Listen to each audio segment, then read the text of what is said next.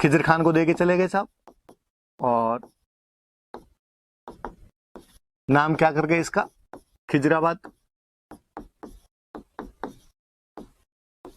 और ये जानकारी अपने को कहां पे मिलती है, तो दहीबी पीर की दरगाह।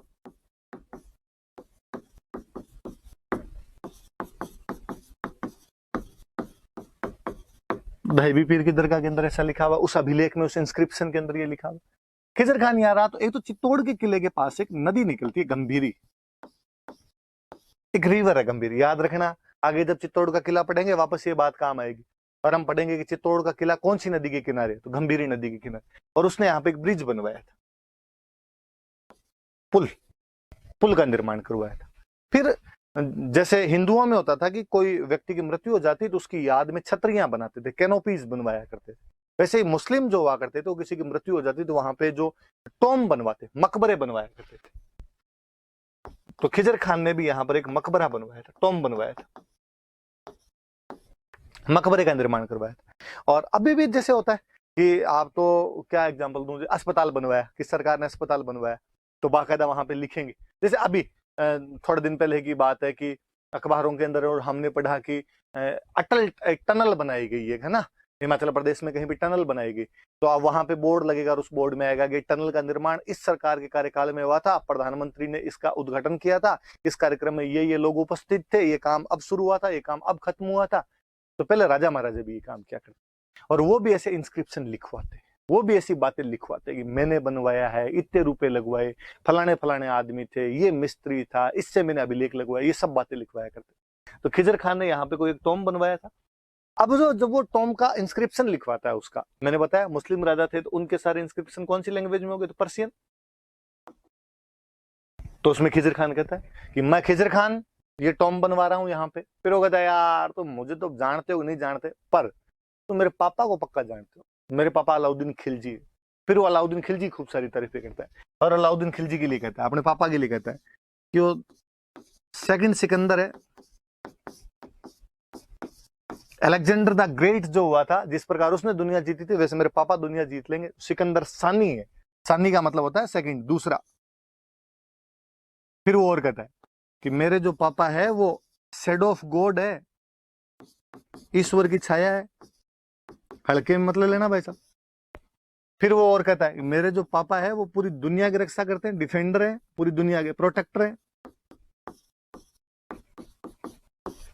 अब आपसे कोई पूछ ले कि राजस्थान पे कौन से एक इंस्क्रिप्शन से, कौन से स्थान के इंस्क्रिप्शन से अलाउद्दीन खिलजी को second Sikandar, shadow of God या डिवाइन शेडो और प्रोटेक्टर ऑफ वर्ल्ड कहा गया, डिफेंडर ऑफ वर्ल्ड कहा गया, तो याद रखना चित्तौड़ में का अभिलेख। अब अपने दिमाग में साहब, चित्तौड़ में तो अलाउद्दीन खिलजी मरवा गया था लोगों को, चित्तौड़ में तो 30,000 बेकसूरों को कटवा के चला गया था, वहां पर उसके बारे में अभिलेख क्यों होगा? चित्तौड़ वाले राजाओं से तो उसकी बनती नहीं थी।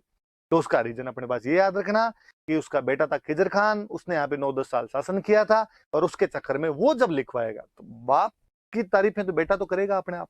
फिर मेरी कल वाली बात पे वापस जाना, मैंने बताया था कि राजा अपने आप को भगवान से जोड़ दिया करते थे। ये देख लो, संसार की रक्षा भगवान करता है, पर अभिलेख कहता है अलाउद्दीन खिलजी कर रहा है। ईश्वर की छाया तक बताया हुआ उसके अंदर। तो खिजर खान के 2 काम याद रखना आपने, एक तो गंभीरी नदी पर उसने पुल बनवाया था, और एक उसने मकबरा बनवाया था। मकबरे में एक इंस्क्रिप्शन है, वो पर्शियन लैंग्वेज का, और उसमें अलाउद्दीन खिलजी की ये तारीफी की हुई है। खिजराबाद जो नाम है ये कहाँ मिलता है, तो ये दहीबी पीर की दरगाह है, उसका जो इंस्क्रिप्शन है उसके अंदर ये जानकारियां मिलती है अपने को। अब इसके बाद में, अब खिजर खान को रहते हुए यहाँ पे कई साल हो गए, तो खिजर खान का मन लगना बंद हो गया। खिजर खान का मन लगना बंद हुआ तो उसने अलाउद्दीन के पास मैसेज भेजा कि डैडी अब कई दिन हो गए यार, इधर अब मन नहीं लगता अपना। तो अलाउद्दीन ने कहा तू वापस आ जा। तो उसने कहा चित्तौड़ का क्या किया जाए? तो उसने कहा मैं बंदा भेज रहा हूँ, ये बंदा आके चित्तौड़ संभाल लेगा। इस बार जो बंदा भेजा गया उस बंदे का नाम है मालदेव सोनग्रा, और मालदेव सोनग्रा को कहा गया कि तू चित्तौड़ संभाल।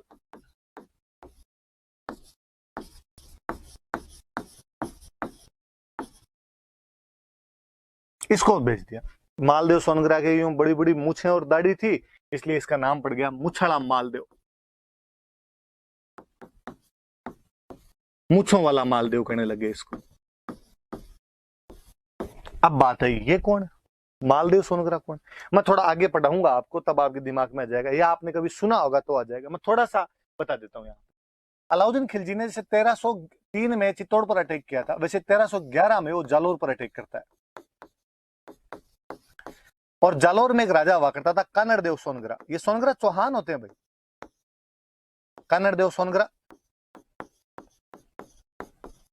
और इसका बेटा था वीरम देव सोनगरा।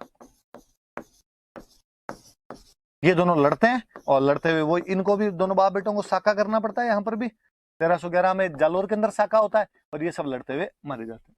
कहते हैं मालदेव सोनगरा उसके अंदर जिंदा बच जाता है। ये कानड़ देव सोनगरा का भाई था, इसका ब्रदर था। कोई तो कहते हैं जिंदा बच जाता है, कोई कहते हैं कि नहीं कानड़ देव ने उसको पहले से ही बाहर निकाल दिया था। अब जालोर पे अलाउद्दीन खिलजी ने कब्जा कर लिया, पर मालदेव सोनगरा बिगाड़ करे। वो अब जो अपनी छोटी मोटी जो भी आर्मी उसने बना रखी वो आए, अटैक करे, अलाउद्दीन खिलजी की सेना को नुकसान पहुंचाए। फाइनली ये दिन अलाउद्दीन खिलजी की सेना ने उसको पकड़ लिया, गिरफ्तार करके दिल्ली ले गए।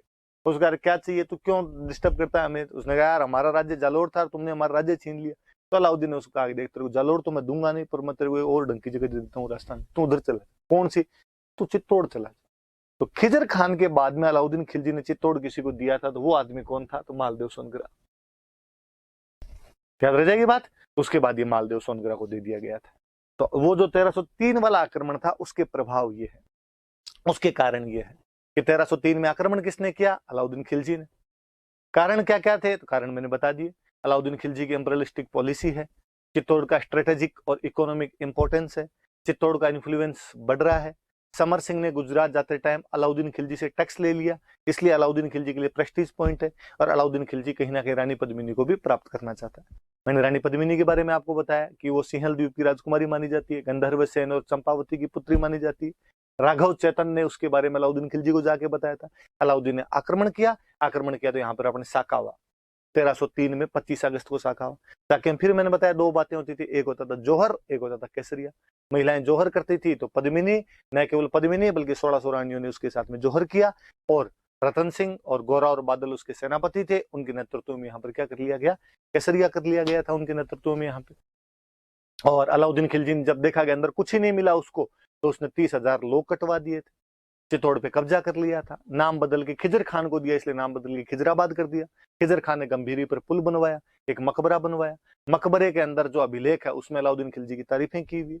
वहां पर चित्तौड़ में 1325 का दाहिबी पीर का अभिलेख और है, अलग एक फारसी का अभिलेख है, उसमें चित्तौड़ का नाम अपने को खिजराबाद मिलता है। खिजर खान के बाद में ये मालदेव सोनगरा को दे दिया था। मालदेव सोनगरा की बड़ी बड़ी मुछें थी, इसलिए उसका नाम क्या मिल जाता है? मुछड़ा मालदेव मिल जाता है। ये तमाम बातें हमने पढ़ी और इसके बाद थोड़ी सी आगे और चलते हैं अपने। तो ये सारी जानकारियां 1303 वाले। अब अपने को जानकारियां मिलती कहां से? तो एक तो अलाउद्दीन खिलजी का एक कोर्ट स्कॉलर है, उसका एक दरबारी इतिहासकार है। उसके कोर्ट में एक स्कॉलर रहता था, आप सबने नाम सुना होगा, अमीर खुसरो। अमीर खुसरो नाम करके स्कॉलर हुआ है, एक विद्वान व्यक्ति हुआ है, उसके दरबार के अंदर रहा करता था। चित्तौड़ वाले हमले में साथ में था, मतलब आंखों देखा वर्णन है, लाइव कमेंट्री की इस बंदे ने। और इस बंदे ने एक किताब लिखी, खजाइन उल फुतूह है। खूब सारी किताबें, आप जब मिडाइवल पढ़ोगे तो और कई सारी किताबों के बारे में पढ़ेंगे, पर इसकी किताब है खजाइन उल फुतूह है, या उसका एक नाम और है तारीख अलाई। देखो तारीख का मतलब होता है हिस्ट्री, अलाई का मतलब होता है अलाउद्दीन। तो तारीख अलाई मतलब अलाउद्दीन का इतिहास लिखा हुआ, अलाउद्दीन की हिस्ट्री लिखी हुई। और इसके अंदर वो इस आक्रमण के वर्णन करता है। 30,000 लोग कटवा दिए, ये खुद अलाउद्दीन का एक इतिहासकार है, वो लिख रहा है। साहब 30,000 मारे थे वहां पे, मजा आ गया था हमें इन सबको मार के वहां पे। ऐसी कई बातें अमीर खुसरो ने लिखी।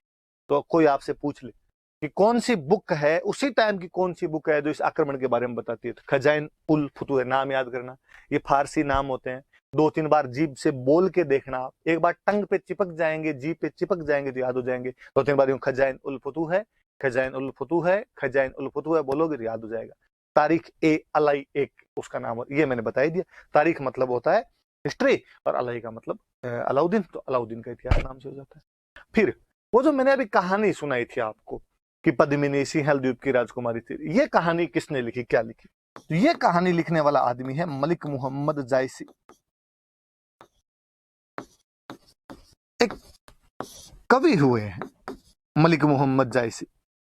अपने यूपी में एक जगह पड़ती है जौनपुर, अवध, अवध वाला जो इलाका, अयोध्या के आसपास का इलाका है, वहां के कवि मलिक मोहम्मद जायसी। आगे बढ़ेंगे हम शेरशाह सूरी। शेरशाह सूरी के कंटेम्प्ररी एक ये पोइट हुए थे और इन्होंने ये पद्मावत नामक एक बुक लिखी थी अवधी लैंग्वेज में, चूंकि अवध के थे तो अवधी लैंग्वेज में 1540 में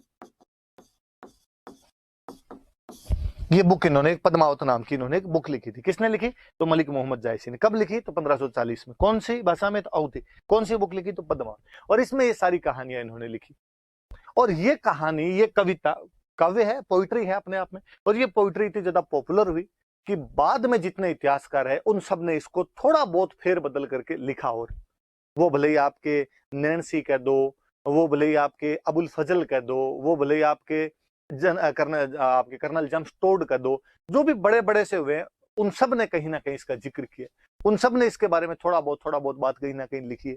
एक सूर्यमल मिशन अपने जो इतिहासकार में वो डिनाई जरूर करते हैं इसको, निजाब फर्जीवाड़ा है क्या तुम्हारा। बाकी किसी ने नाम चेंज कर दिया, किसी ने कहानी चेंज कर दी, बाकी ऐसी बातें सबने जरूर लिखी। इतनी पॉपुलर चीज हुई थी।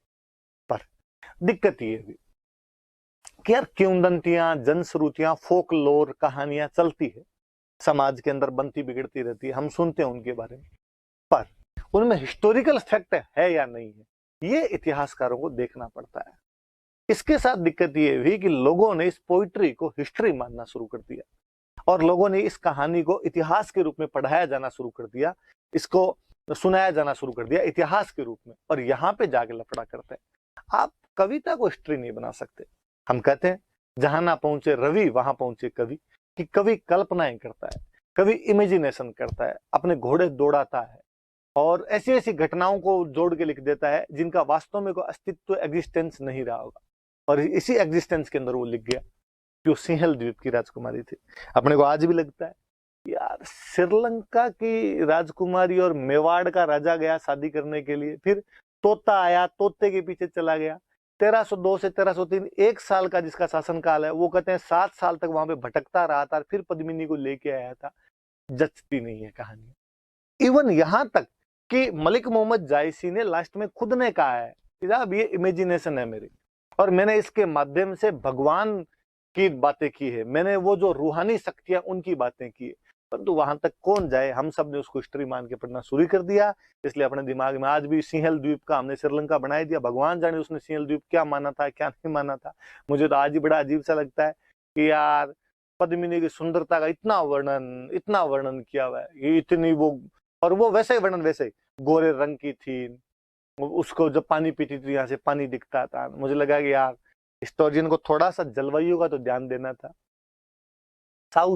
साउथ में भी सुदूर श्रीलंका, वहां के लोग कैसे होते हैं हमने देखे नहीं, सारे क्रिकेट प्लेयर देखे हुए, उनका रंग अपने को देखा हुआ है, और तुम कहते हो कि वहां की एक राजकुमारी इतनी सुंदर आ गई थी। तो ये तो मूर्ख बनाने वाली सी बात हो जाती। परंतु है अपने पब्लिक में तो वही है, डोमेन के पब्लिक डोमेन में तो वही बातें हैं, वो बातें हैं तो हम सुनते भी हैं, पढ़ते भी हैं, वैसी बातें भी करते हैं। परंतु अपने याद रखना, मलिक मोहम्मद जायसी हिंदी लिटरेचर का सब्जेक्ट हो सकता है, मलिक मोहम्मद जायसी हिस्ट्री का सब्जेक्ट नहीं हो सकता। पद्मावत जो है वो एक पोइट्री है, बहुत अच्छी अवधी भाषा की पोइट्री है, उसमें नो डाउट, कोई उसमें संदेह, उसमें शक शुबा करने की आवश्यकता नहीं। परंतु आप कहोगे इसको इतिहास के रूप में पढ़ा जाना चाहिए, तो थोड़ी सी बात अजीब सी लगती है। और फिर एक दिक्कत और हुई, इन्होंने मलिक मोहम्मद जायसी वाली बात को इतना ज्यादा उठा के रख दिया कि अपने जो लोकल चीजें थी उनको भुला दिया गया। अपने जो लोकल जनमानस की अपनी जो कहानियां है, राजस्थानी जो सोर्सेज है, राजस्थान लिटरेचर के जो सोर्सेज है, वो दूसरी बात कहते हैं। राजस्थान लिटरेचर वाले अपने कहते हैं कि साहब वो पुगल की राजकुमारी थी। बीकानेर के अंदर एक जगह पड़ती है पुगल, और पुगल की राजकुमारी थी। और बाकायदा अपने तो कहानियां हैं, ऐसे दोहे बने हुए हैं कि पुगल का पुनपाल भाटी नाम करके कोई बंदा था, उसकी बेटी थी, उसकी शादी की हुई थी। दोहा है अपने तो कि पुगल गडरी पद्मणी तू रानी सिर मोड़, जैसलमेर जलम लियो परणी गढ़ चित्तौड़। कि पुगल गडर की पद्मणी तू रानी सिरमोड़, कि तू सभी रानियों में सिरमौर है, सर्वोपरि है। जैसलमेर जलम लियो, उस समय पुगल जैसलमेर रियासत का भाग हुआ करता था। और कहते पुनपाल भाटी पहले जैसलमेर में थे, लेकिन बाद में उनको पुगल का ठिकाना मिल गया था, इसलिए पुगल आ गए थे। तो जैसलमेर जलम लियो कि पैदा तू जैसलमेर में हुई थी, परनीगढ़ चित्तौड़, पर तेरी पर शादी तेरी कहां जाके करवाई है, ठीक चित्तौड़ के अंदर। आज भी गांव के अंदर जो सुंदर लड़की हो, या किसी ग्रामीण से किसी सुंदर लड़की के बारे में बताना हो, सुंदर महिला की विशेषता बतानी हो, तो पुग्गल की पद्मिनियों से तुलना की जाती है। अरे वो कितनी सुंदर है, वो तो पुग्गल की पद्मिनी की तरह सुंदर है। तो आज भी पुग्गल की पद्मिनियां फेमस है, पर भगवान जाने ये सिंहल द्वीप कहाँ से लाए। मुझे तो लगता है यार मलिक मोहम्मद जायसी ने बेचारे ने पुग्गल ही सुना होगा, लेकिन ठेठ बीकानेर बॉर्डर से यूपी तक जाता जाता पुग्गल उसके सिंगल बन गया था, और उसने सिंगल लिखा है, सिंगल को अपने वालों ने सिंहल कर दिया, सिंहल वालों को यहाँ तक लाते लाते अपने वालों ने उसका श्रीलंका बना के रख दिया। तो ये ऐसे बातें जोड़ दी गई, बाकी सच्चाई वाली ज्यादा बातें है नहीं। ज्यादातर ने स्वीकार किया, किसने स्वीकार नहीं किया तो आपने ध्यान रख लेना कि सूर्यमल मिश्र ने स्वीकार नहीं किया। अपने बूंदी के हिस्टोरियन हुए और पढ़ेंगे इनके बारे में आगे अपने। और अब देखो एक और अपनी बुक्स है ना, कई बार है ना इनको मिश्रण लिख देती है, तो भाई ये मिश्रण नहीं है, ये मिश्रण है, सूर्यमल मिश्रण। तो ये सारी बातें आप याद रख लेना कि क्या क्या चीजें हैं, क्या क्या नहीं है। और पढ़ेंगे हम आगे, जैसे जैसे बातें आएगी कई तो इनके बारे में और चलती रहेगी चर्चाएं, पर अभी रतन सिंह के बारे में इतनी सब बातें आप याद रखना। चलो अब आगे बढ़ते हैं, आगे क्या है। ये तो रतन सिंह की बातें सारी। ये पद्मिनी का आप फोटो देखना चाहो तो देख लो, ये जौहर का सीन बताया हुआ है कि जौहर के अंदर पद्मिनी बैठे हैं अग्नि की ज्वालाओं के अंदर, और 25 अगस्त 1303 का ये जौहर था। चित्तौड़ का पहला जौहर है ये, चित्तौड़ का पहला साका है ये। मैंने बता दिया आपको जौहर वगैरह क्या होता है।